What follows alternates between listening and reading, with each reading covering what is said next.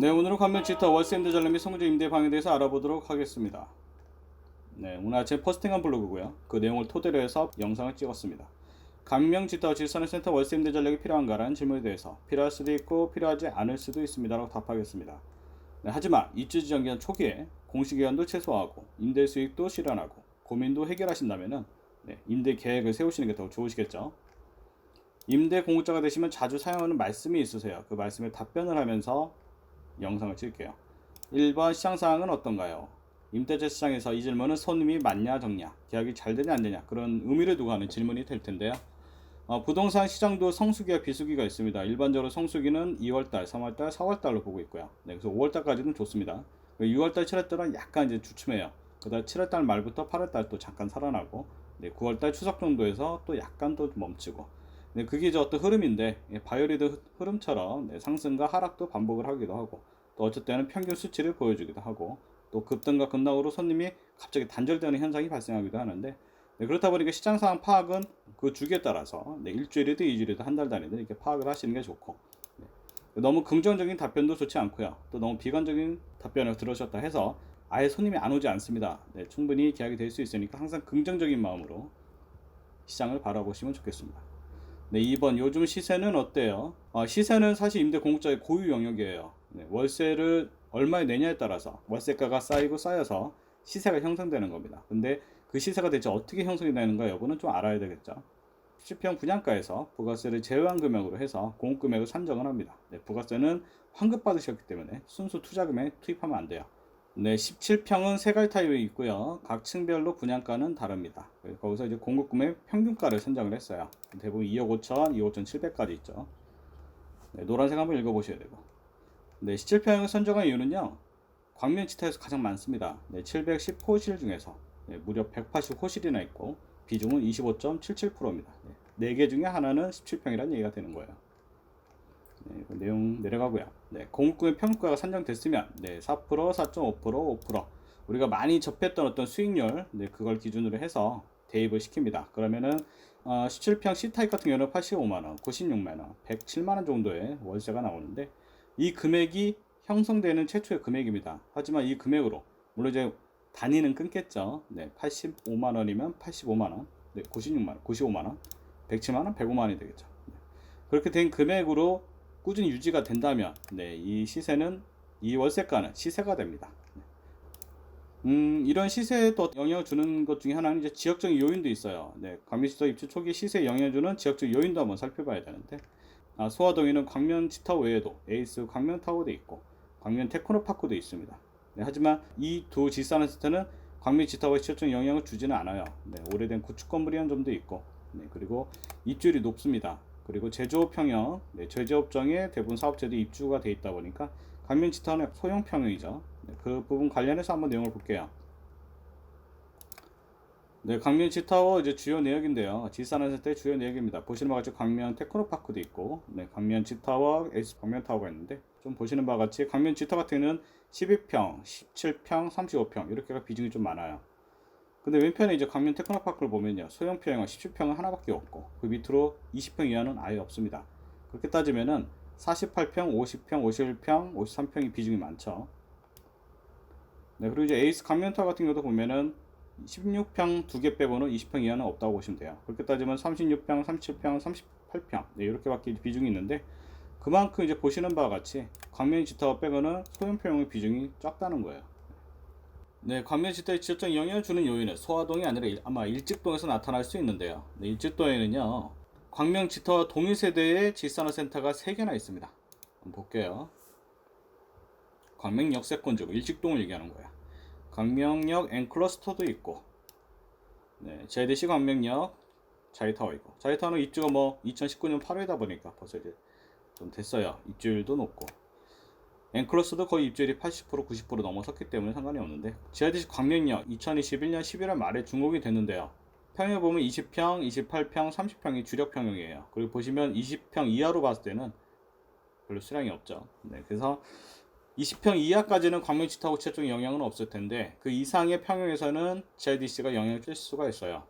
같은 세대의 거리가 차이가 나지 않는 그런 질산화센터이고 그런 부분에서 네, 현재 광명지타워 GIDC 광명역 입주율이 저조함으로 인해서 임대 매물의 소진이 지연되고 있어서 우리 영향을 끼칠 수 있는데, 그럼 말씀드린 대로 GIDC 같은 경우는 20평, 28평, 30평이 주력이다 보니까 직접적인 영향을 주지 않을 거라고 저는 보고 있습니다. 관련된 이제 주요 내용 설명했던 글들이 있고요. 네, 그리고 이제 광명지타워 장점도 많죠. 사실 장점이 훨씬 많기 때문에 인기가 많은 겁니다. 네, 광명지타워는 3.5세대, 4세대까지 해서 고가 질산한 센터고요. 네, 그 다음에 소형평의 비중도 높고 멀티플렉스 영화관하고 복합문화시설 등 대형 앵커시설의 이점으로 인해서 소화동에서 독보적인 위치도 차지할 수 있는 좋은 조건을 두루 갖추고 있습니다. 월세 평당가 기준으로 해서 또 산정한 월세가예요. 우리가 많이 듣는 3만원, 입주 전 초기에는 3만원으로 적용되기가 어렵습니다. 27,500원, 25,000원 이렇게 적용해보면은 아까 봤었던 4와 4.5, 5%, 그 정도 퍼센테이지의 월세가 산정이 돼요. 또 그 밑에는 이제 보면 현재 네이버 부동산에 매물 등록된 17평형의 월세 임대 매물가예요. 보시는 바와 같이 17평 C타에 보면요, 80, 90, 100만원. 그래서 아까 세 가지 표를 비교를 하면 거의 금액 따라 비슷하게 형성이 됐고, 네이버 부동산 자체에서 봤을 때는 금액이 오히려 조금씩 더 내려갔죠. 그래서 현재 입주 초기다 보니까 금액은 80, 90, 100으로 이렇게 형성이 되어 있네요. 네, 현재 이걸 시세로 보시면 되겠습니다. 네, 3. 인테리어는 꼭 해야 되나요? 이 인테리어 관련해서 설명드릴 부분이 좀 많아요. 인테리어 부분 관련해서는요, 질산센터는 사실 공장이죠. 사무실로도 많이 사용을 합니다. 그렇게 된 이유는 뭐냐? 질산센터 입주하는 업종이 정보통신산업, 지식기반산업, 첨단산업으로 확대되면서 현재 임차 수요자 대다수는 사무실 용도의 인테리어에 대한 호실을 찾고 있어요. 그래서 사무실, 많이 질산센터 분양 받으신 분들이라면 대부분 사무실이라 생각하시는 게 차라리 좋습니다. 근데 그 상태가 현재 우리가 많이 얘기하는 깡통이라는 상태죠. 아무것도 없어요. 바닥도 해줘야 되고 인테리어도 해주고 룸도 만들고, 그렇게 해서 이렇게 룸을 좀 만들어야 됩니다. 보시는 바와 같이 20평형 GIDC 20평 사무공간 보시는 것 같이 인테리어도 했고, 룸을 대표실도 하나 만들고, 임원실도 만들었고, 회의실도 만들었고, 또 탕비실도 이렇게 만들었고 해서 사무실처럼 만들어서 제공을 하는 게 가장 좋습니다. 계약 확률이 높아지겠죠. 그렇다 해서 무조건 인테리어 다 해야 되냐? 그렇진 않아요. 드라이브인 시스템이라든가 그런 어떤 화물하기 편리한, 드라이브인 시스템과 화물하기 편리한 어떤 그런 공장 용도에 적합하다면, 그런 층에 있는 호실이라면 인테리어보다는 그 인테리어를 아직 하지 않는 게 더 나을 수도 있어요. 근데 만약 상층부에 있지만 대형 평형이고 또 공장보다는 대형 사무실을 찾는 임차 수요자가 이 호실을 선택할 확률이 높다, 그렇게 생각하신다면 인테리어 차라리 하시는 게, 선행하시는 게 훨씬 유리하다는 부분. 그 관련돼서 넣었고요. 영상 들어가 있는데 이 영상은요, 잘된 인테리어 호실을 좀 참고하시라고 넣어드렸습니다. 인테리어를 계약하신 임대공급자가 실수하는 부분이 있어요. 인테리어는요, 오직 임대차 목적을 위해서 하는 겁니다. 오직 임대차가 잘 되라고 다른 동행 평형의 호실보다 경쟁력을 갖춰서 우선적으로 계약되라고 인테리어를 하는 거지, 돈이 남아돌아서 하는 게 아니에요. 그렇죠. 그러다 보니까 인테리어는 고민은 없고, 인테리어 업체에서 제시하시는 그런 안중에서 선택만 하시고 금액만 조율하는 경우가 있으신데 결코 옳지 않습니다. 그렇게 하시면은 절대 다른 호실과 독립형의 다른 호실과 경쟁력 있는 그런 인테리어 퀄리티가 나오지도 않고, 인테리어 했는데도 아무 효과가 없는 그런 결과가 초래될 수 있어요. 차라리 인테리어 안 한 게 더 나을 수 있어요. 그럼 인테리어 하면 되니까. 근데 인테리어 해놓으면요, 복구도 안 되고 인테리어 비용 또 드릴 수도 없고 일이 더 심각해질 수 있어요. 실사용 수준의 비용을 들인 인테리어가 아니라 하더라도 적정한 금액에서 상품성도 높이고 경쟁력도 높일 수 있는 인테리어는 충분히 가능하다는 거, 얼마나 더 관심을 기울이고 얼마나 더 신경을 써서 이렇게 인테리어에 관여하고, 인테리어 업체에 그냥 맡기시면 안 됩니다. 4번 왜 제 거만 계약이 안 돼요? 계약이 안 돼요. 볼게요. 이 월세 임대가도 적정하고 경쟁력 있는 인테리어도 있고 조망권 위치도 나쁘지 않은데 왜 계약이 안 될까요?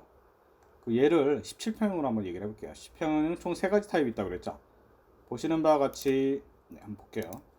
보시는 바와 같이 17평형 11층에 17평형 보겠습니다. C타입은 안양천을 바라봐요. C타입은 A타입은 한우를 바라봅니다. 그리고 그 위에 있는 B타입은요, 광명 테크노파크를 바라보죠. 조망권은 B타입이 조금 약할 수 있어요. 그렇게 해서 C타입, 아까 안양천을 바라본다는 C타입을 보면요, 사진을 좀 볼게요. C타입을 봤더니 호암산도 보이고, 멋있네요. 서울특별시 금천구 시흥동 아파트들이 병풍처럼 보이고, 호암산도 보이고 위에 청명한 하늘도 보입니다. 그리고 또 안양천도 보이고 그 다음에 여기 뭐야 이거 여기 철탑 송전 철탑이 있는데 이거 한번 그냥 구조물 같이 보여요. 이뻐요. 귀엽네요. 귀엽게 보이네요. 송전 철탑 안양천은 있고 어쨌든 조망거리 상당히 좋은 평형이죠. 17평 중에서 가장 좋은 게 C타입입니다. 그래서 그러면 이렇게 좋은 C타입은 계약 가능성이 17평에 183개나 되는데 그 중에서 가장 계약 확률이 높은 호실이 되겠네요. 그 말은 맞습니다. 그런데 꼭 그 호실이 먼저 계약되지는 않더라는 거예요. 왜 그럴까요? 계약 가능성이 높은 호실은 맞지만 계약 확률을 높이는데 신경 쓰지 않았다고 저는 말씀드리고 싶습니다. 모든 조건이 동일하다고 쳤을 때 부동산에서는요, 매물의 접수를 받으면 광고를 할 텐데 현장 광고 다음으로는 모바일 광고라는 게 있습니다. 모바일 광고 V1은 현장 광고 다음으로 노출 순위가 높아요. 그러다 보니까 V1을 선호하는데 임대 공급자분들 중에서는 젊으신 분들이라면 크게 차이가 없고요. 또 뭐 웬만큼 연세 계신 분들도 네이버 회원가입해서 다 네이버 사용하고 계시죠. 그런데 간혹 이 부분을 좀 안 되셔서 광고 노출이 좀 뒤로 밀리시는 경우가 있어요. 모바일 광고 V1을 못하고 다른 광고 홍보하기 사라던가 모바일 광고 V2를 한다던가 조금씩 더 밀립니다. 뒤로 노출 순위가 뒤로 가요. 임대공급자 중 소유자는 네이버 회원에 가입도 돼 있으셔야 되고 회원 정보에 기재된 휴대폰호가 공인중개사 알려진 번호와 동일하셔야 됩니다. 휴대폰의 실명의자는 중요하진 않아요. 그래서 부동산에서 접수된 부동산에서 매물을 신청하면요 1588-0332로 문자가 발송되시는데 이렇게 정상거래 가능합니다라는 버튼도 눌러주셔야지 네이버 부동산에 매물이 최종적으로 등록이 된다는 점입니다. 여기까지 해주셔야 돼요. 그 다음에 방화문에 도어락을 설치해 주시는 게 좋아요. 열쇠 열고 들어가라. 그 부분 들어갈 수는 있는데 도어락 해주시는 게 차이 납니다.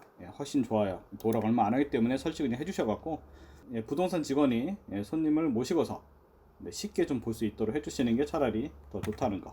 그래서 도어락이 설치된 호실이 좀 보기 편하다 보니까 그 호실들이 먼저 계약되는 사례도 꽤 있습니다. 계약 확률을 높이는 방법 중에 또 여러 가지가 있는데 또 그 중에 한 가지는 또 입점 부동산에만 물건을 등록하셔도 안 되고 또 한두 군데에만 매물을 등록해도 안 된다는 거예요. 그렇다고 사방팔방 있는 부동산 다 접사라는 얘기도 아닙니다. 그런 말은 아니고요. 한번 내용을 볼게요. 이제 임차 수요자 같은 경우는요 네이버 부동산 광고를 통해서 올 수도 있지만 또 다른 부동산에 공동중개를 통해서 오시는 경우도 있고 내방 하셔갖고 막상 봤는데 그 인테리어가 내 마음에 안 들어. 그래서 이제 다른 평을 하는 경우도 있고 그러면 갑자기 다른 호실을 보여주게 되는 거죠.